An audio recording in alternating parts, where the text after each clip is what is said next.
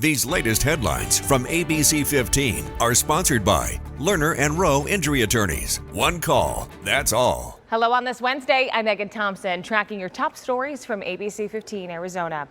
Now later today, Phoenix police will be honoring and remembering fallen officer Zane Coolidge. Today marks 1 year since he tragically lost his life. Officer Coolidge was responding to a burglary call near 16th Street in McDowell last September when he was shot and killed. Now there will be a historical marker dedicated to him. That ceremony gets underway at 8 tonight. Coolidge leaves behind a wife and a young daughter. As for the suspect, Saul Ball, he was indicted on multiple charges, including first-degree murder. The state, as I've said many times, we have a responsibility to protect the most vulnerable Arizonans. And when something goes wrong, we have a responsibility to fix that. A demand for serious change. Governor Katie Hobbs speaking to our partners here on the ongoing concern at the Department of Child Safety. Her comments come after the murders of 14-year-old Emily Pike, 16-year-old Zariah Dodd, and 10-year-old Rebecca Baptiste this year. All three children had prior contact with DCS. A joint legislative oversight committee on the DCS Safety Committee is scheduled to have its first stakeholder hearing today. You can find complete reporting on this with your ABC15 mobile app or on your favorite streaming device.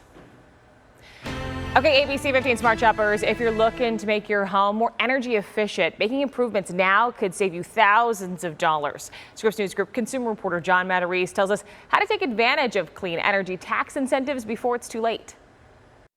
If you've ever considered adding solar panels on top of your home, or maybe insulating your attic, or you thought about buying an EV, well, you may want to act soon because all those big tax credits are getting ready to expire.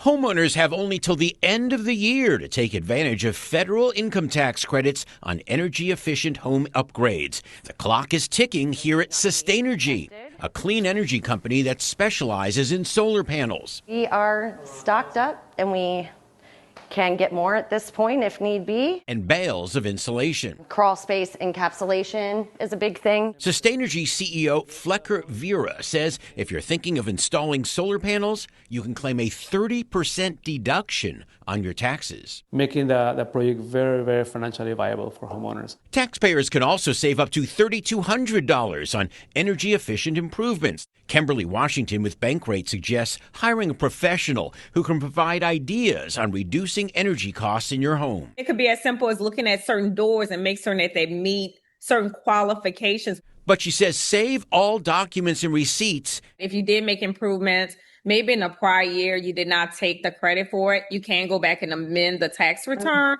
And if you're in the market for an EV, you have till September 30th to claim a $7,500 federal tax credit. Even if you haven't taken delivery of your vehicle, you still have some time to do so as long as you enter the contract by September 30th. And this is fully electric? Fully electric, yep. Here at Jeff Weiler Hyundai, Mitch Manelli says customers are rushing to buy EVs before that credit expires. $7,500 off and additional manufacturer rebates on some of those as well. To find out more about all the expiring credits, go to EnergyStar.gov.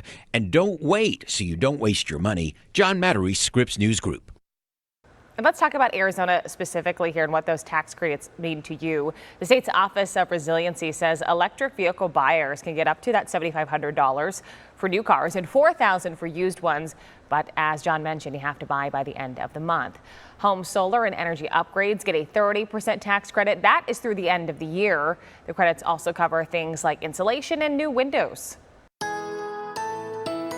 Tracking your most accurate forecast on this Wednesday, I'm meteorologist Jorge Torres. A mild start to your hump day in the valley with temperatures in the upper 80s at 8 o'clock, 97 at midday, and then warming up to 104 this afternoon, which is where we should be for early September in the valley. Northern Arizona highs staying in the upper 70s in Flagstaff, 80s for Heber and Show Low, 90s in Payson and Globe, and across western Arizona. Those highs anywhere from 101 in Yuma to 105 in Lake Havasu City. As far as storm chances, it'll favor areas today, mainly up in the high country and along the rim, and even out out toward areas in Mojave County. We'll have to wait till later this evening in the valley to see that chance of storms gradually return, but it'll favor areas in southern Arizona primarily, with a chance of rain in the valley picking up starting tomorrow through at least Friday. So your 7-day forecast showing cooler days ahead with highs in the 90s beginning tomorrow through Saturday.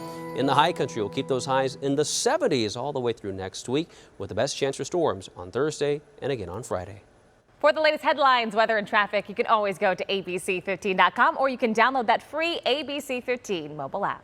These latest headlines from ABC15 are sponsored by Lerner and Rowe Injury Attorneys. One call, that's all.